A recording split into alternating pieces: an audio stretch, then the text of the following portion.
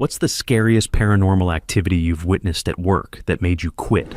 I worked night shift at an assisted living home. I lived in the basement apartment and carried a handheld camera walkie-talkie that let me cycle through all the security feeds. Most nights were quiet, just checking cameras to make sure no one was wandering, only going upstairs if someone fell or got up. We cared for this extremely tiny elderly woman, almost 100 years old and maybe 60 pounds. She fell a lot, at least twice a week, but she was so small that one person could easily lift her back into bed. One night, while flipping through the cameras, I saw what I thought was her standing in the hallway. It looked like a very small figure, just standing there, facing the door to her room, completely still. The moment I saw it, I heard the unmistakable sound of someone falling upstairs. I ran up the stairs, expecting to find her in the hallway. She wasn't there. She was in her room, having rolled out of bed. After I got her settled back in, she kept asking me who had been standing in the hallway. I quit that job a few weeks later. Between things like that and how often residents asked about people who weren't there, I couldn't shake the feeling something was deeply wrong with that place. Story 2. Not long ago, I worked for a roofing company in a small remote town. I was on a job at a very large house that took about a week to complete. On the first day, around noon, the crew and I were on break, sitting in front of the house when a loud, extremely creepy alarm suddenly went off inside. We couldn't turn it off, and the police had to come to stop it. When the homeowner arrived, he looked very suspiciously at us. Apparently, the alarm would only trigger if someone entered the house without entering a code. We explained that no one had gone inside. It had just gone off on its own. The second day, I was charging drill batteries in the garage when I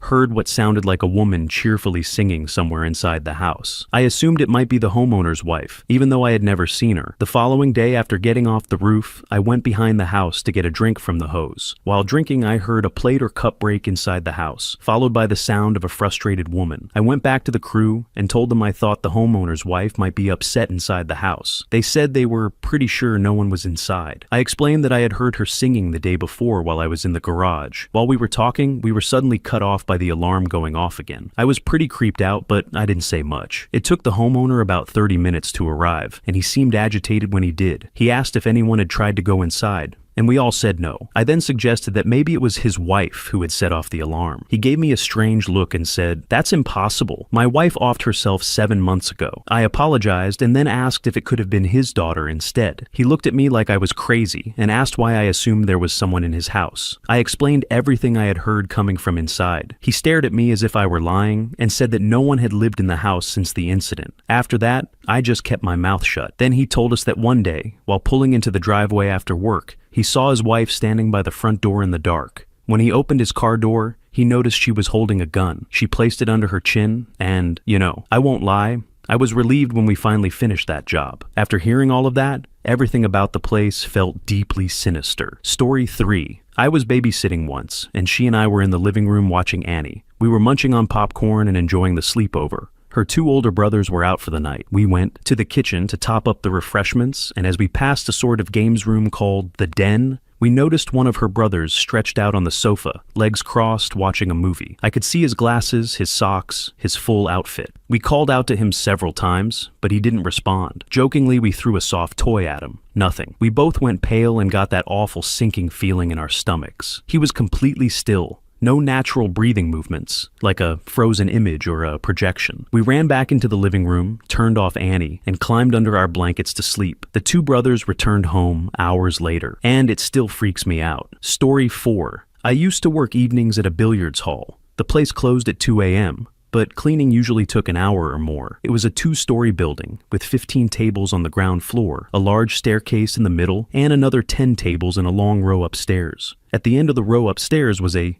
small closet-like room that nobody ever went into. That evening, it was just me and my coworker, Jerry. Before it became a billiards hall, the building belonged to a man who made and sold fancy rugs. His son ran the place, but it turned out he was involved in drugs, using the hall as a hub for transporting cocaine. One day, the owner was found dead, hanging from a noose over the 2nd-story balcony. His son had disappeared. Rumor had it, the son ran afoul of people in the drug trade. The father was killed in revenge, and the son was likely dead. The death was ruled a self-offing, though the son's disappearance suggested otherwise. One night, my boss asked Jerry and me to clean out the closet on the 2nd story. We had one of those powerful industrial-grade vacuums on wheels, which was extremely loud. We had been swamped with customers all night and realized we wouldn't have time to tackle the closet until after closing. A quick glance inside told me it would add another 15 to 20 minutes to our cleanup, so neither Jerry nor I were thrilled about it. It was about 3 a.m. when we carried the clunky vacuum upstairs and started on the closet. Jerry was using the loud industrial vacuum while I rummaged through the miscellaneous items,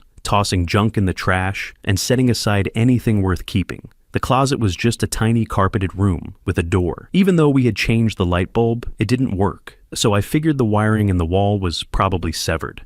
When the place was renovated for billiards, some walls had been knocked down and wiring redone to run outlets to each pool table, so no cords were exposed. For lighting, we both used flashlights since it was pretty dark up there. After several minutes of cleaning, I came across an old wooden box in the corner. It had latches that had to be pressed down on both sides at the same time to open. I tucked the flashlight under my chin and opened it, and right over the drone of the vacuum, I heard a blood-curdling scream. It sounded like a grown man screaming in terror, thrashing as if being dragged to his doom. It lasted only about 2 seconds. I let go of the box, and it snapped shut on its own. I turned to Jerry, who was crouched behind me, vacuuming. He had paused and was staring up at me. I turned off the vacuum and asked him if he had screamed. "No, I thought that was you. Where did that come from?" A look of concern washed over Jerry's face. He got up, and we both stepped out of the small room to look over the balcony at the entrance down on the ground floor. It was immediately clear. There was no way the scream had come from outside. The entrance had large, thick double doors, and even if some weirdo had decided to lean against them and scream at the top of his lungs, with the shop vac running and us all the way upstairs in another room, we wouldn't have been able to hear it. The scream had sounded like it came from right beside us in the closet. "It was like a man screaming, right?" I asked, feeling uneasy. Jerry nodded, his eyes wide. "It happened right when I tried to open this box," I said, picking it up and moving it outside the closet where there was more light. I squeezed both latches and opened it again. Inside was a large folded tarp, and beneath it was a tied rope noose. It had to be the same noose the previous owner was found with when he passed. The realization made me feel a little sick, and judging by Jerry's expression, he felt the same way. I tossed the box back into the closet, and we decided to cut our cleaning short and call it a night. I think both of us being grown men and not believing in ghosts made us too embarrassed to ever bring it up again. The scream was so distinct, even over the loud vacuum. I don't usually believe in ghosts, but for some reason, that experience still gives me chills to this day. Story 5. My dad works nights. I'm not sure whether this happened during a night shift, and it wasn't necessarily frightening. The one person he really got along with at work was the security guard. Sadly, the guard passed away. On my dad's next shift, he opened his top drawer and found a note from him, written a few days earlier, simply wishing him a good day, or something similar. I just remembered another, spookier incident. I can't recall whether it was my dad or one of his colleagues who experienced it. They were walking past the break room when they saw an elderly woman inside, wearing a green pinafore-style dress. They said hello, assuming she was a cleaner finishing her shift. The next day they mentioned it, possibly to their boss, saying they hadn't realized there was a new cleaner. They described the woman's appearance, and the boss asked about specific features. Then he pulled out his wallet and showed them a photograph, asking if that was the woman they had seen. It was the same woman. She turned out to be the boss's mother, who had passed away shortly before. Story 6. I was covering a coworker's shift. I'd already worked my usual 2 to 10, and then stayed on overnight until 7 a.m. This was a group home for disabled teenage girls. After doing my half-hour bed check, I sat down to finish the paperwork. Everyone was asleep, nothing out of the ordinary. Then I saw movement at the end of the hallway. One of the girls was standing there, wearing blue and white pajamas. Her features were hard to make out in the low light, so I called out softly. She immediately darted back into a bedroom. I walked down the hall and opened the door to make sure she had gotten back into bed. Both girls in the room were fast asleep. That's when it hit me. None of the residents wore blue and white pajamas. When I mentioned it to the first shift worker that morning, she just looked sad and told me I wasn't the only one who had seen the blue and white pajama girl. Before I was hired, the home had lost 3 residents, not due to staff fault, but one little girl apparently couldn't seem to stay away. Story 7. I was not a direct witness to the events below, but these are the creepiest stories I have heard, as they were relayed to me by a close friend who is a leading scientist in his field. By nature, he does not entertain the paranormal at all, and approaches everything from a strictly rational standpoint. He recounted these incidents in a matter-of-fact way, actively trying to find logical explanations for each of them. These are not tales born of wild imagination or exaggerated for effect. They are simply accounts passed on from someone with an exceptionally rigorous, logic-driven mindset who firmly rejected any paranormal interpretation yet was left genuinely baffled by his inability to find a rational explanation. He served his mandatory Army time in the Air Force and, at one point, was dispatched to a small outpost outside a medium-sized city. This outpost had been built right next to a World War II's German ossuary, which housed the remains of unidentified German soldiers excavated sometime after the war. The ossuary remained under Army property and military care once the outpost was constructed. I do not know the exact details, whether the remains were dug up during the outpost construction or why they were not returned to Germany, but I presume that post-war chaos and Army bureaucracy simply kept them there. The ossuary entrance was incorporated into the outpost building via a straight, relatively long corridor, ending at a metal door with a handle and no lock, as none was needed. There were several occurrences that struck him as odd from the moment he arrived, such as strange noises and local stray dogs and cats refusing to enter the building, even when the soldiers tried to invite them in to escape the freezing cold outside. However, being who he is, he dismissed these incidents by considering plausible explanations, ranging from wind howling and plumbing contraction as sources of the noises to specific smells or ultrasonic equipment sounds that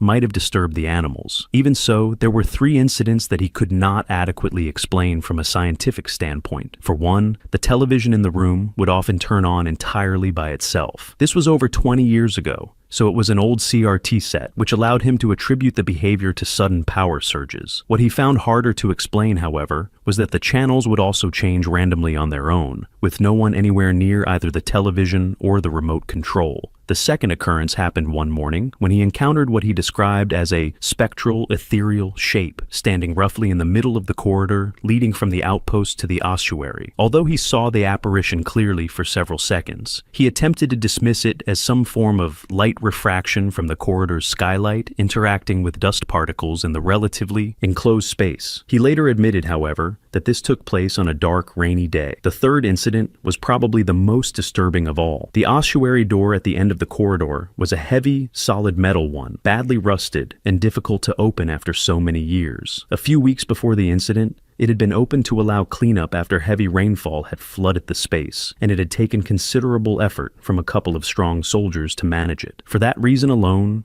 it was always kept closed. One evening, he and a fellow airman were on night duty when they began to hear banging noises. As the sounds continued and grew louder, they realized they were coming from the ossuary door at the end of the corridor. They were sufficiently alarmed that his colleague took his personal service weapon with him as they went to investigate. When they entered the corridor, both immediately saw that the ossuary door was open, standing slightly ajar. This was effectively impossible. They were the only 2 people on duty in the building, and no one could have entered without passing them. The installation was isolated and enclosed, making trespassing highly unlikely, and the area had already been checked earlier during the routine sweep. Yet the corridor lights were on, and they could clearly see that the door was open. So they advanced to close it, but when they were about halfway down the corridor, the door suddenly slammed shut in front of their eyes. It did not merely close, it banged with such force that it jammed, and it took considerable effort from both of them to pry it open again. When they finally did, they inspected the room and found no person or animal inside, only its long-term residents,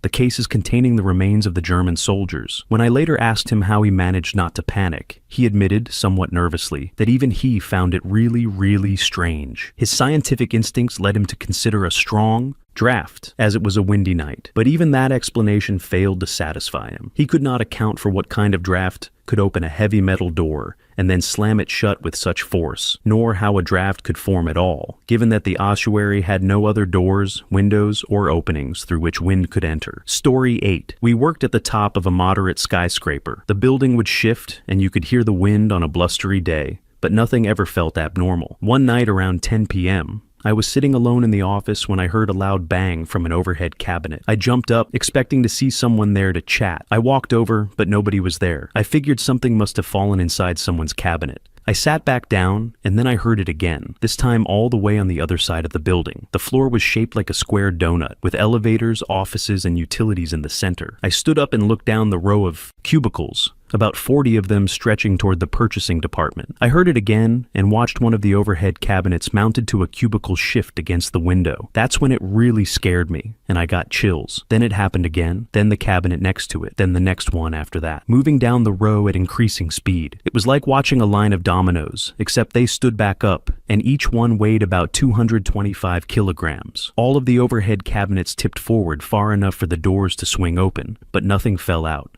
Bang, bang, bang, bang, bang. It rushed past me, my cubicle wall tipping as well, all the way to the other end of the building. It felt like the ghost of some massive thing tore straight through me. I immediately started crying, and the goosebumps on my arms were so intense they actually hurt. The same thing happened to another night shift worker the following summer. Story 9. Night shift nurse here. I worked in a rural hospital that was pretty old. The nurse's station faced a long hallway that was known for something. Everyone had witnessed it at one point or another. It was like a shadow, but you couldn't see through it. Completely solid. It had a habit of limping down the hallway and then disappearing, or poking its head out of doorways and staring after people who had just left the room. Day or night, you always had the feeling you were being watched while walking down that hall. There were other rooms with issues too. Call lights would go off with no patients in the room. Patients would call out, asking why a man kept coming into their room, staring at them, and then leaving. The elevator doors would also open and close on their own. Story 10. I used to work at what was essentially an abandoned prison. It had been sold by the government and bought by a private developer, and the country I worked for rented it, while the developer went through the planning stages. Because the prison dated back to the Georgian era,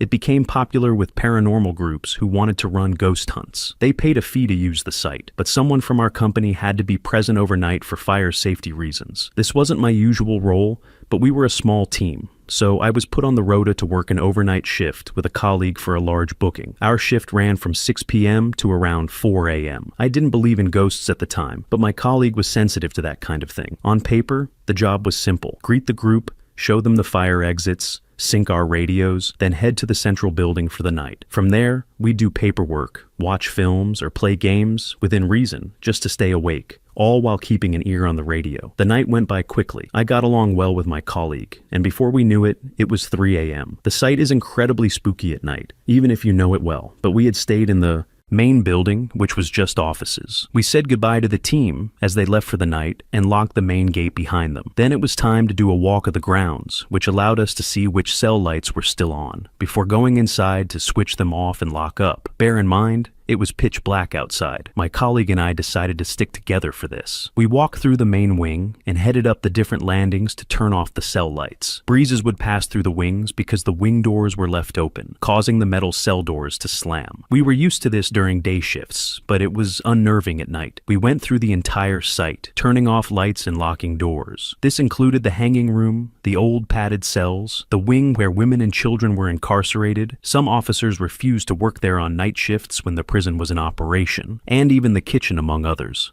By this time, it was past 4 a.m. on a Sunday morning. My colleague had her car but was too tired to drive, and I didn't drive myself. It was getting late, so taking a cab home was out of the question. We decided in advance that we would stay the night. That wasn't unusual. Being a small team, we worked very hard and often ended up sleeping on site. We went up to one of the more modern blocks, built in the 2000s. In a carpeted room, we set up a heater and brought in a couple of mattresses that a production company had left behind in some of the cells. What I was aware of, but trying very hard not to think about, was that this area was where executions had been carried out before a purpose-built room was constructed. Since it wasn't uncommon for us to sleep there, we had installed a bolt on the inside of the door. During the day, it stopped visitors from wandering in. At night, it meant no one could get in while we slept. We locked it behind us and went into the room with the mattresses. My colleague was completely exhausted and on heavy medication, so the moment she lay down, she was out cold. I was exhausted too, but I struggled to settle, acutely aware of where we were. Then I started hearing doors slamming on the floor below us.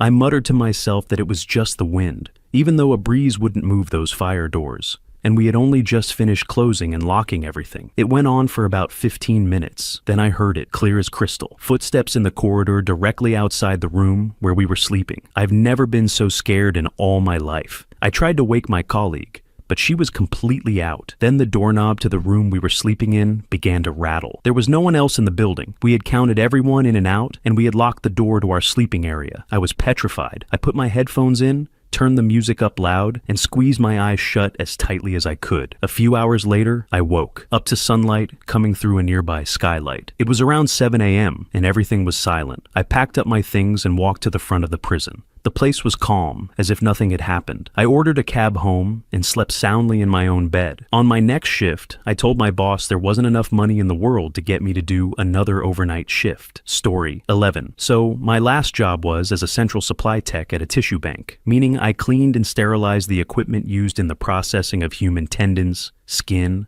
muscle, and bone. I wasn't a third shift worker, but I did work second shift 2 days out of the week. One day, my task was to gather all the dirty equipment from the processing rooms and bring it down the hall to be decontaminated. Most jobs in central supply were done with a partner, but this one wasn't. I was completely alone, pushing carts of equipment, some of it coated in flesh and blood, down the hall to be washed. It was creepy on its own. It was gross. It was also eerily quiet. You could hear the saws and drills from the processing rooms, but not much else. The processing rooms were set up with a small chamber, where the techs would toss their dirty equipment onto a cart, and then I would collect it without entering the room, for sterility reasons. The doors leading into the chambers were automated, but you had to wave your hand in front of a small sensor to open them. That way, they wouldn't be triggered just by someone walking past. I was taking dirty equipment out of one room when I heard the sound of one of the doors farther down the hall opening. I didn't think much of it. Sometimes the techs accidentally set the doors off while placing items on the cart, but it kept happening 3 or 4 times within the span of about 20 minutes, completely at random. It wasn't like something was stuck in the door or preventing it from closing. I would hear it slide open, then slide shut, over and over. A couple of minutes later, it would slide open again. Eventually, I went to check it out to see if the techs needed something. As I walked in that direction, I actually watched the door open by itself. When I reached the room, it was empty. There was no team processing in there at all. There was no reason for the door to be opening and closing like that. I think it only happened one more time that night. I told the manager as I was leaving, just in case it was an issue with the sensor, and someone needed to look into it.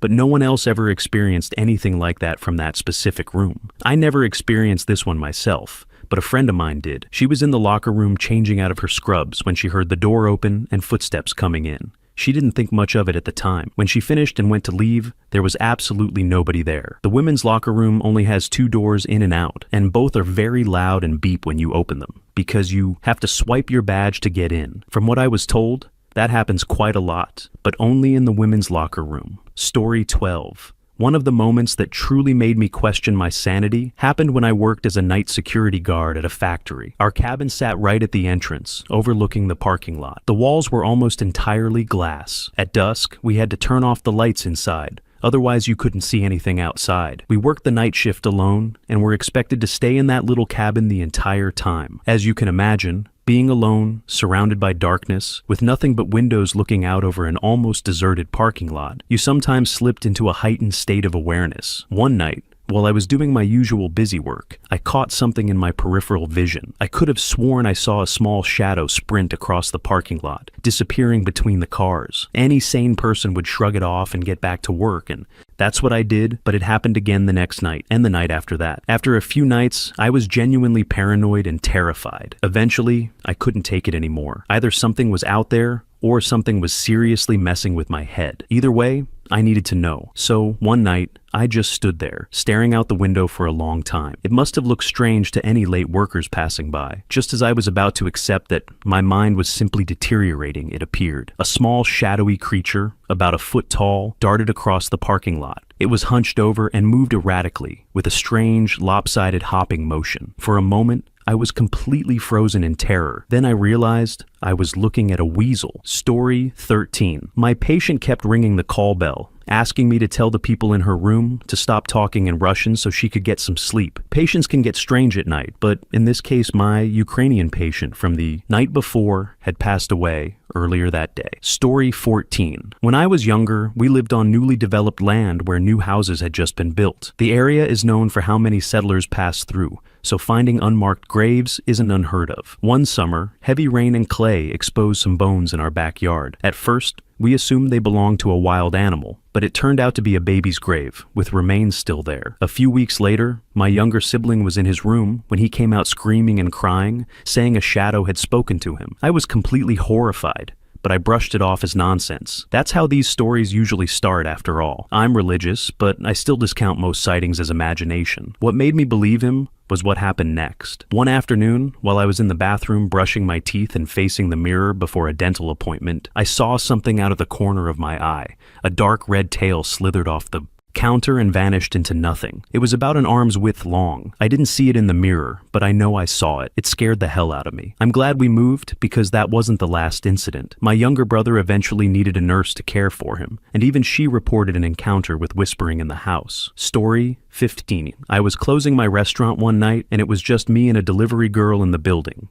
While I was working on my closing paperwork, I heard loud sobbing coming from the bathroom. I went over, knocked on the door, and asked Maria if she was okay. The crying stopped, but she didn't answer. I thought maybe I had embarrassed her, so I went back to the office. A few minutes later, the crying started again, this time loud, heavy wailing. It sounded like she was really going through something. I went back to the bathroom, unsure of what to do, and stood outside the door for a few moments before trying the handle. It was unlocked, and the bathroom was empty. I searched for Maria and couldn't find her anywhere. I called her, only to learn that she had clocked out and left, without telling me 30 minutes earlier. I finished closing in record time and got out of there. The next day I told my boss what had happened, and he mentioned that he believed the empty land behind the restaurant had once been a cemetery. Story 16. Not technically night shift, but we lived where we worked. At my summer theater job, we slept in these really old dorms on a college campus. I was terrified at night because I constantly felt like something was in the room with me. My blinds would lift on their own, the vinyl sheet kind you have to physically pull up. It got so bad that there were nights I slept with the lights on.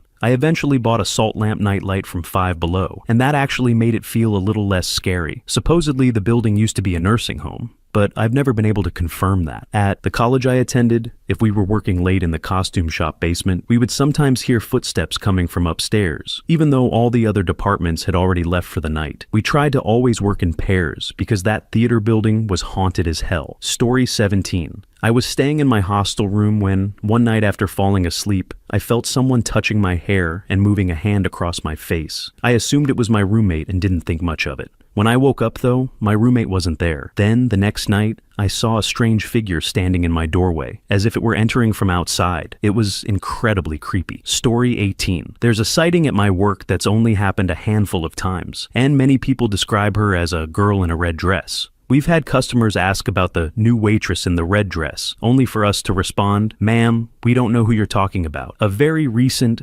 occurrence involved our new chef, a 63-year-old man. He was in the back grabbing some bags of frozen food for an order when he turned around and saw someone on the other side of the room staring at him. My manager walked in and said he was white as a ghost. He turned to my manager and back to where the lady in the red dress had been. She was gone, and he had goosebumps all over his arms. I'm not saying there's no other explanation, but what the hell is going on at my work, lol? Story 19. A few years ago, when I was working in a casino, something weird happened at 4 a.m. after the casino had closed. We found one of the slot chairs lying on the ground. These chairs are extremely heavy and stable, built to handle lots of people sitting in them all day. When we checked the surveillance footage, we saw the chair against the slot machine. Then, just on its own, it leaned back and fell over. None of the legs were broken, and there was no other damage. It became the talk of the casino for a while. Story 20. I drive a late-night limo and shuttle service for my employer. One night, I was driving one of our limo-style shuttles and was almost at the destination, with just one couple in the back. They were a little buzzed and chatting among themselves. The area around this destination isn't great, so there are a lot of homeless and generally shady people wandering around at all hours, and I'm very used to seeing them. On this particular trip, though,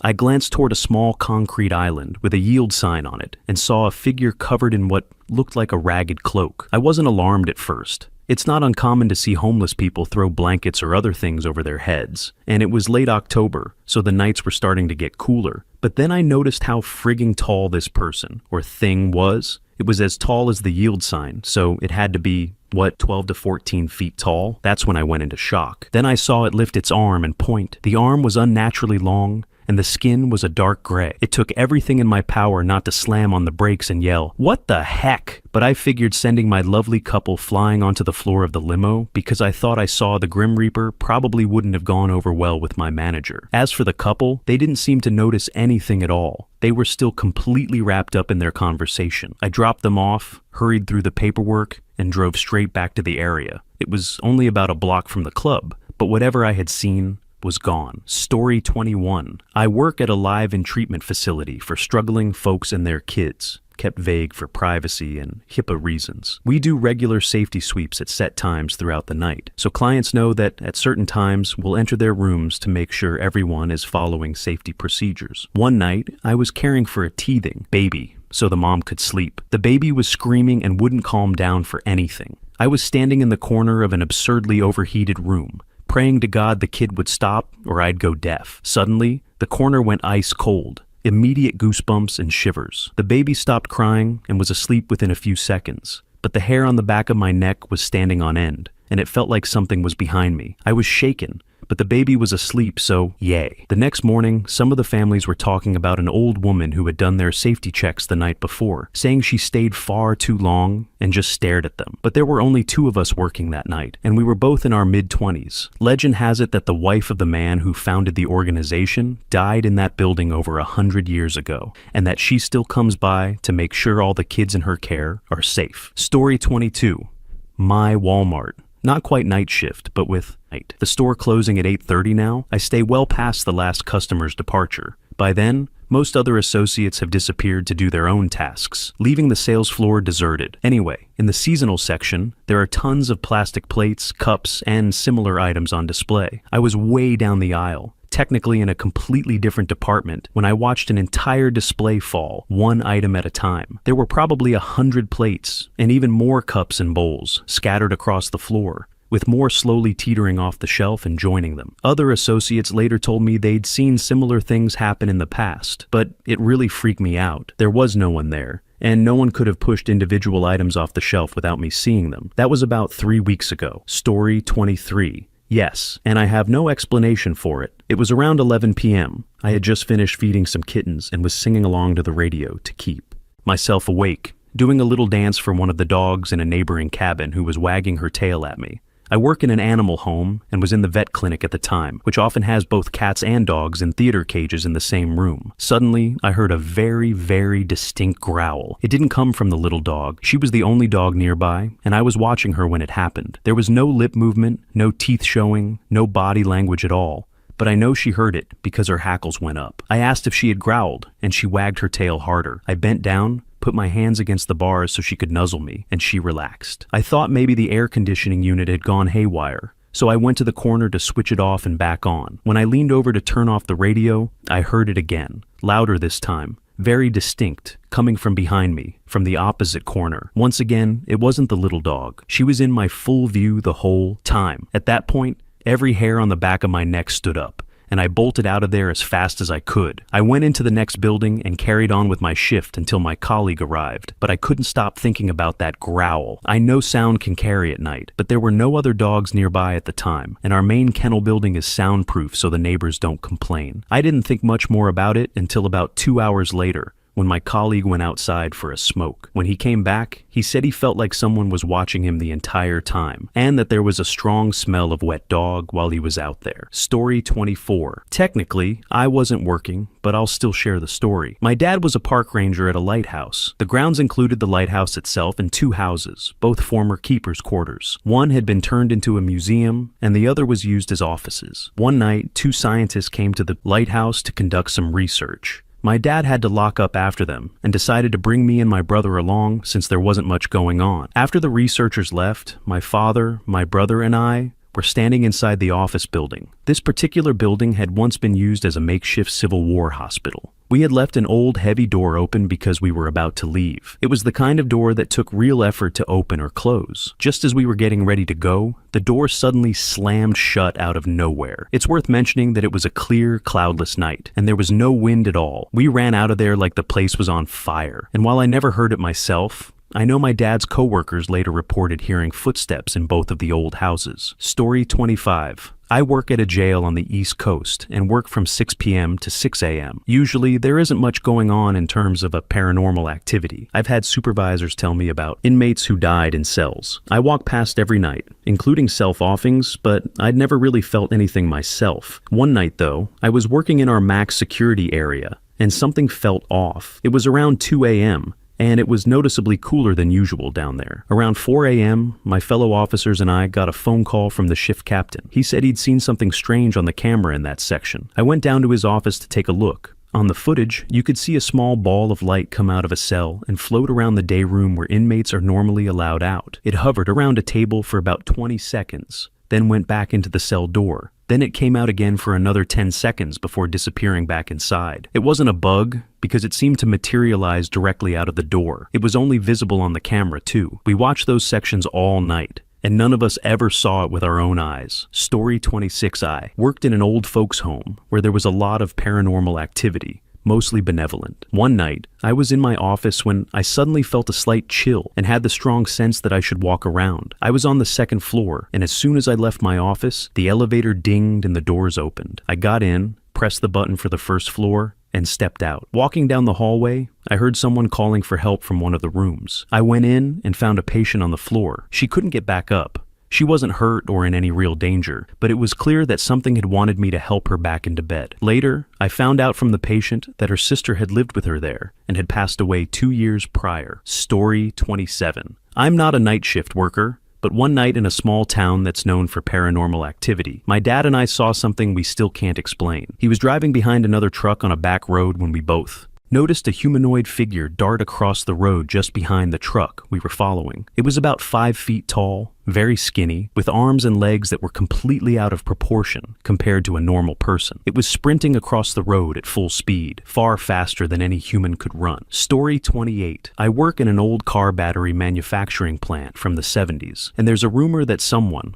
long before my time, used to shock himself with the old rectifiers to wake up, and supposedly died in the plant that way. One night, I was alone in the plant, babysitting batteries to make sure they were charging correctly. I looked down the racks where we store batteries, right where those old rectifiers used to be, and one by one, the motion detection lights started coming on, moving toward me. They stopped about 10 feet short of where I was standing, with no explanation for why they'd turned on. I've worked here for years, and I know these lights don't just randomly activate. Something like a raccoon or mouse wouldn't be enough to trigger them. Sometimes even a forklift doesn't. Needless to say, I lost my nerve that night and have never volunteered to work nights alone again. Story 29. I worked at a movie theater as the janitor, cleaning up the usual mess, melted candy bars, over-buttered popcorn, spilled soda, that sort of thing. Every night before my shift ended, I'd check to see if anyone was still around. Most of the time, the place was empty, but one night was different. I was looking around and didn't see anyone, but when I glanced up at the projection room, I saw someone staring down at me. His cold blue eyes seemed to pierce right into my soul. Normally, that would have been fine if it had been Janice, the girl running the movie, but her shift had ended 3 hours earlier. She might have forgotten to lock the door, but something about him didn't feel normal. Story 30. I live in a city where more than half of it is abandoned. I wake up before work and drive around, and everything looks like a ghost town. Restaurants, fast food places, even Walmart, all completely empty. I come home from work, and it's still the same. Sometimes the signs will change, but I never see the lights on or anyone inside. It feels unsettling, like the whole place is haunted. Spooky. Story 31. I work at a grocery store,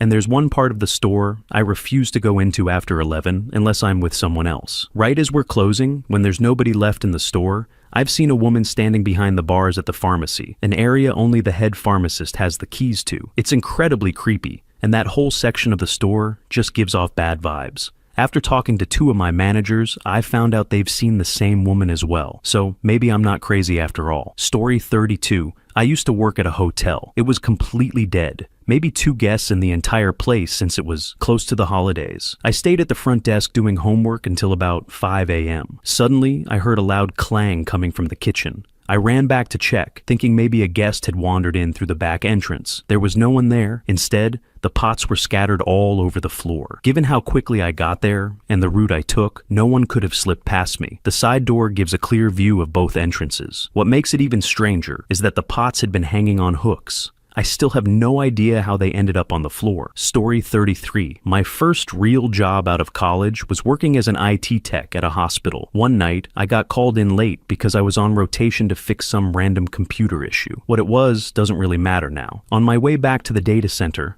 I passed a man in the hallway who was covered in burns from head to toe. His skin was as red as blood, like something straight out of a Freddy Krueger movie. He was, pushing a broom down the hall. We locked eyes, and he tipped his hat at me. After the initial half-second of shock, my brain immediately rationalized it. I thought, cool, he's rehabilitated, back at work, living a normal life. Good for him. I mean, it's a hospital. You expect to see some intense things, and I'm usually pretty unflappable. The next day, while talking with coworkers about the night shift issue, I casually mentioned the burned man. Everyone suddenly paid close attention. It clearly caught their interest. They asked my boss, who also became curious, and we started asking around to find out who he was and what his story was. After looking into it thoroughly, we were told there was no one on staff who was a severe burn survivor like that. I never saw the burned man again. I don't know if he was a specter or some kind of warning. I didn't stay at the hospital much longer and eventually moved on with my career, but if he's out there somewhere, thanks for the story, and I hope he's doing well. Story 34. I'm a summer caretaker for a 3-story, 35,000 square foot building on the side of a mountain that houses 3 restaurants. Think the Overlook Hotel and you won't be far off. I ride a snowmobile home in the spring, an ATV in the summer, and hike about 45 minutes during the in-between seasons when neither will make it up. Ghost stories about the area go back to the 1930s. When the town was known for murders and accidental deaths. I live in the basement with my cat. She's usually kept on the bottom floor, but sometimes she manages to get out. One night, in the middle of the night,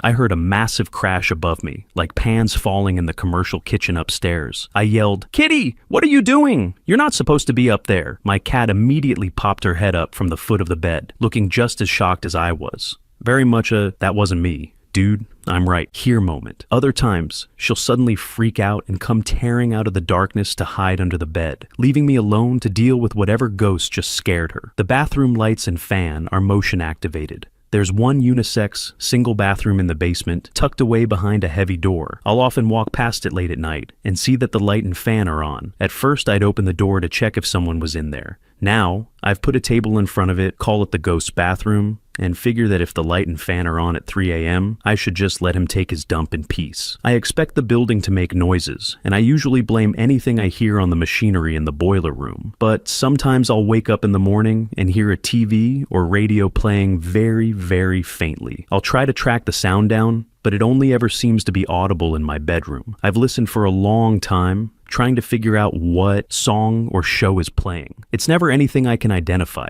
and eventually I noticed there are no commercials, no changes in the voices or music. It just goes on, uninterrupted. At night, with the lights on, I can't see outside. The huge windows just reflect everything inside. My living room is the basement coffee shop. Every once in a while, I'll hear a hiker crunching gravel outside way too late at night. I'll kill the lights and step outside to wait for them to pass. I like to make sure no one is actually approaching the building. One night I heard very distinct heavy footsteps, like someone walking in galoshes full of water. I turned off the lights and stepped outside, only to realize the sound wasn't outside at all. It was coming from deep inside the building, back toward my bedroom. I yelled, "Who's there?" and the footsteps stopped instantly. I turned on every light and slowly searched the entire building, repeatedly calling out for them to identify themselves. I saw nothing. I heard nothing. The place was completely empty. There's an old empty Forest Service shack across from me on the mountain. I've been told many times it's locked up and completely unused. Still, the lights will be on late at night at random intervals. Sometimes I swear I see something pass in front of the light.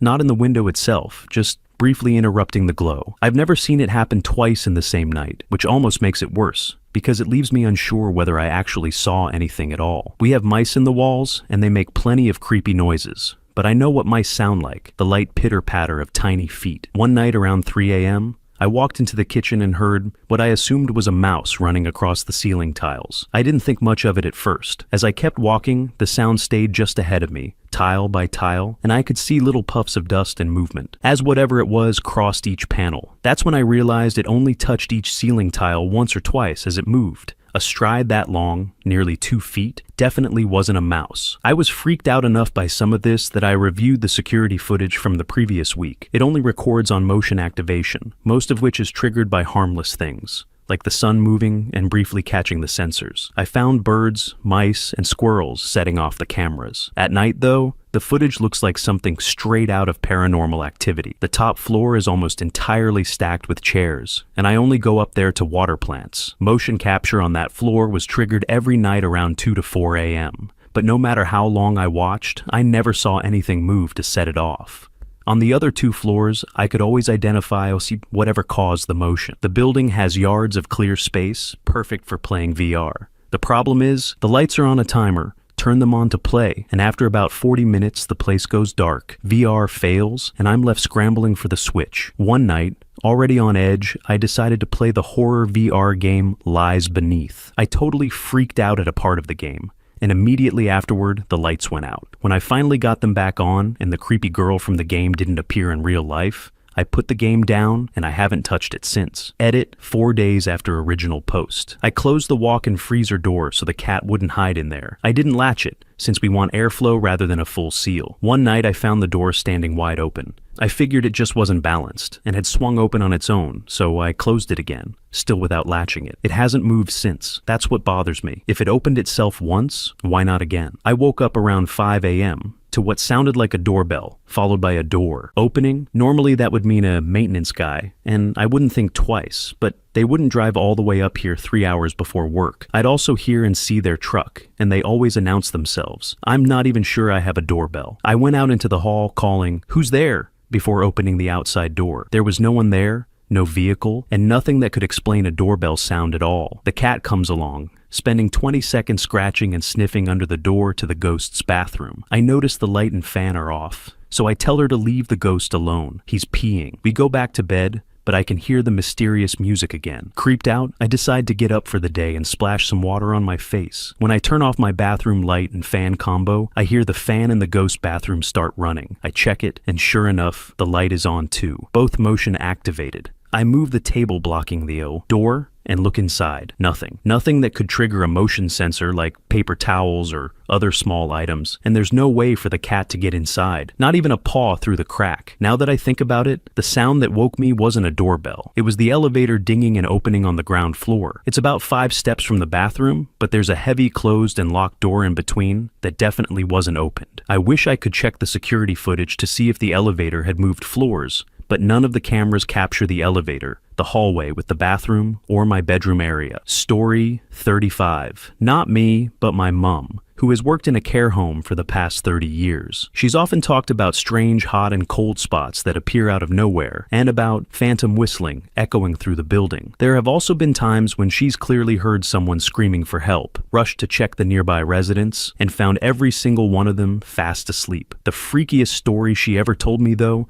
happened during a night shift while she was cleaning the toilets. Oh, the glamour. She suddenly felt a presence right beside her. When she turned her head, she saw a person's leg standing next to her, brogues on their feet and corduroy trousers, clear as day. Her line of sight was level with their knees. And then, just like that, they vanished. She was badly shaken afterward and still insists it wasn't a trick of the light or her imagination. Story 36. I've had several experiences over the years. I spent the better part of 17 years working night shifts at various jobs. This particular experience spans about 5 years and covers my transition from active duty military to civilian work for the military, doing essentially the same job. In early 2003, fresh to a new military base, I was sent TAD, temporary additional duty, to the base military police. I wasn't an MP by training. I was a fueler, but 2 or 3 months into the assignment, I was put on a lone overnight post at a remote gate. There was training going on, and they needed immediate access in case of an emergency. I was completely alone. It was around 1:30 in the morning. The nearest houses were over a mile away. The post was sandwiched between 2 freeways and a road, with nothing else for at least a mile north or south, and maybe 5 miles east or west. Then,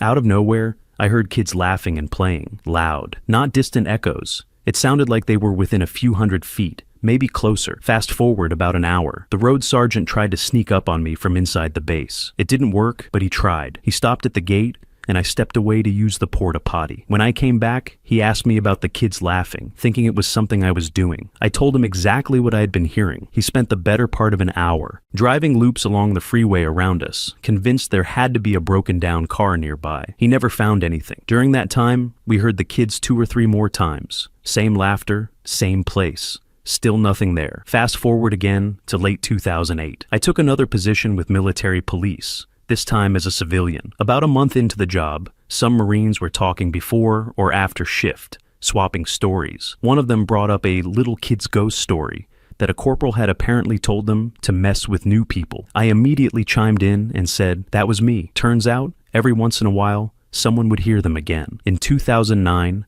I was out on a dirt road unlocking a gate. The Marine riding with me suddenly muttered, "Those friggin' kids, bro." It was around 3 in the morning. We were at least 2 miles farther east into the base than that original gate, middle of nowhere. Sure enough, we heard it. Kids. Giggling. I've got a few other stories from that same base, and some from retail work after I left. Story 37. Finally, I can tell this story. It happened maybe 5 years ago when I was working second shift at a shitty strip mall. I was doing my rounds on a somewhat foggy night. One moment I was completely alone, and the next, someone jumped right in front of my car. I slammed on the brakes and jumped out to check on the person. There was no one there. I looked everywhere. No blood. No damage to the car, nothing at all. I was completely freaked out. I got back in my car, drove to the opposite side of the lot, and stayed parked there until my shift was over. Story 38. I used to work the evening shift at the tutoring center, and my shift let out at 10 p.m. Our school is a Catholic school that was originally founded by nuns, and there's a long-standing rumor tied to its history. Supposedly, many years ago, a nun fell in love, and her lover proposed to her. When the church found out, they isolated her from her fiancé. Sometime later, the fiancé died. Some say he offed himself. Others say it was an accident, but no one is sure. When the nun learned of his death, she took the ring and cursed it.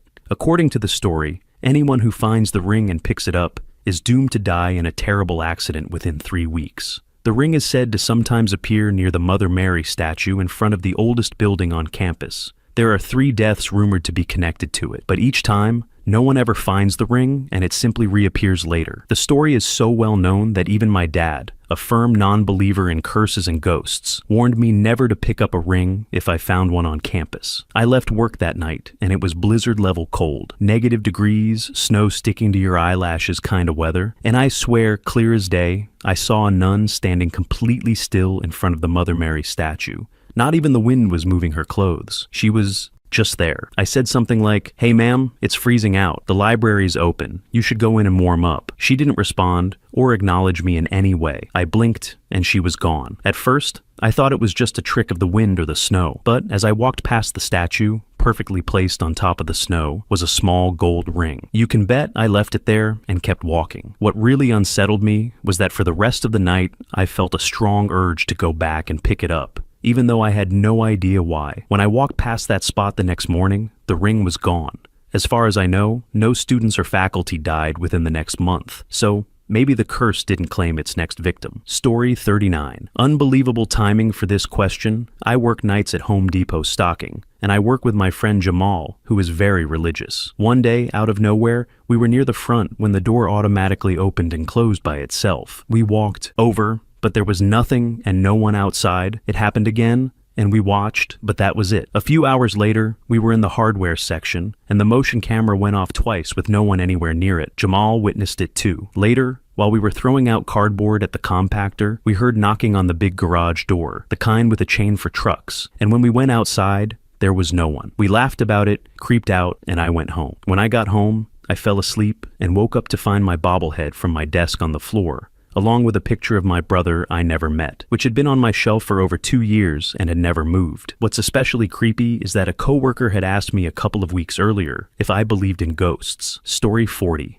I was sitting in my lounge on a Monday night, watching TV and smoking a joint, when I noticed a black, shimmering, spirit-like figure moving down my hallway. I froze, unsure of what I had just seen. About half an hour later, I went to the kitchen to empty the washing machine and found it in the middle of the room, turned the opposite way, with the cord still plugged into the socket. I called my neighbor to witness it, and it took him a while to help me get it back under the counter. The strangest part, there was a huge cement block inside the machine. Story 41. I did guard duty when I was in the Marines at a headquarters building that had previously been a hospital. I worked the night shift and had to make rounds about once every hour. The building had long hallways with windows on both sides, darkness outside and light inside, which meant my reflection would move along with me as I walked. A few times, though, I could have sworn I saw reflections that were not mine, sometimes more than one person, or my reflection disappearing entirely in certain windows out of the corner of my eye. From time to time, you would also hear doors farther down the hallway closing on their own with no obvious explanation. Story 42.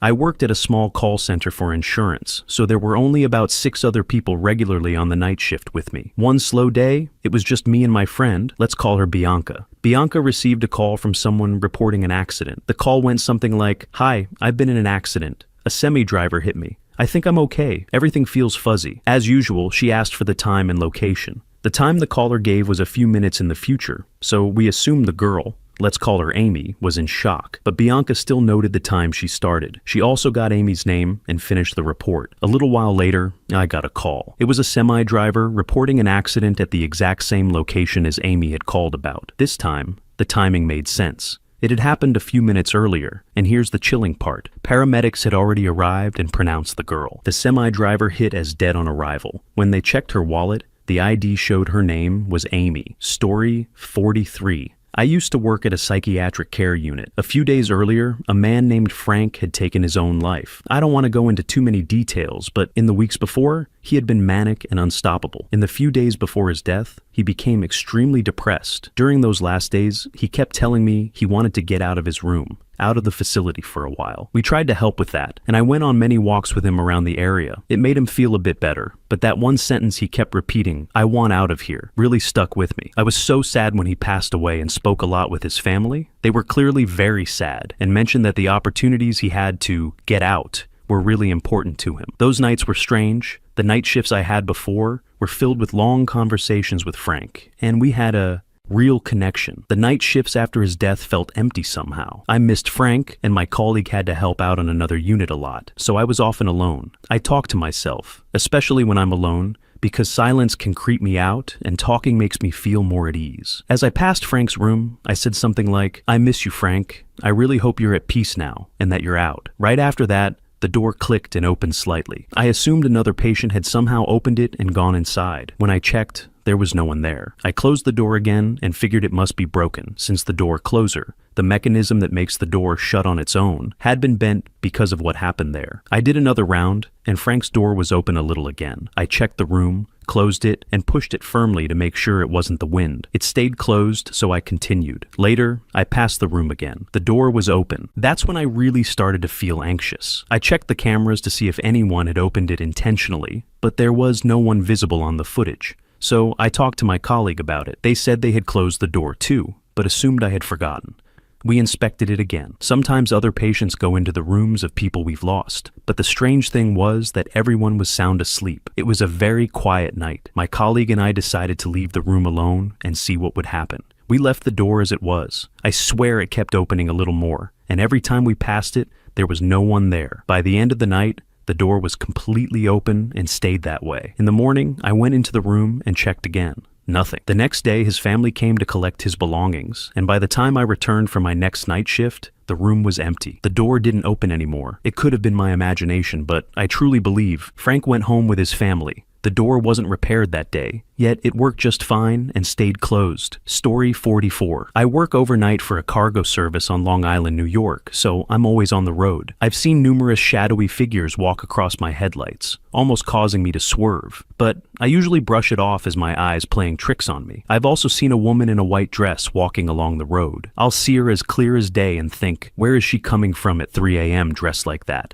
And then, bam! She completely disappears. It was a flat main road in an industrial area, with no trees or bushes around. All the buildings were closed for the night, so there was nowhere she could have hidden or run into. It seriously freaked me out. I've also seen the famous black dog. It ran in front of my van, and I heard a thump. I remember thinking, oh man, no. I pulled over and got out to check. There was no damage, no blood, and of course, no body of a dog. I stood there scratching my head, thinking, what in the actual hell? I got back into my van and continued driving. A short distance later, I came upon a series of red and blue emergency lights. I slowed down and saw an 18-wheeler in the trees on the side of the road. As I passed, I asked a police officer what had happened. He told me the trucker had fallen asleep and slammed into an oncoming caravan. The people in the caravan didn't survive. All I could think was that it could have been me instead of them. I was heading east, the same direction the caravan had been going, and the truck was heading west on a 2-lane road. If I hadn't pulled over to check for damage because of the dog, I would have been directly in the path of that 18-wheeler. I truly feel that the black dog saved my life that night. I will never forget it. Thank you for watching. If you enjoyed this video, be sure to give it a thumbs up, subscribe, and hit the bell icon so you never miss an update.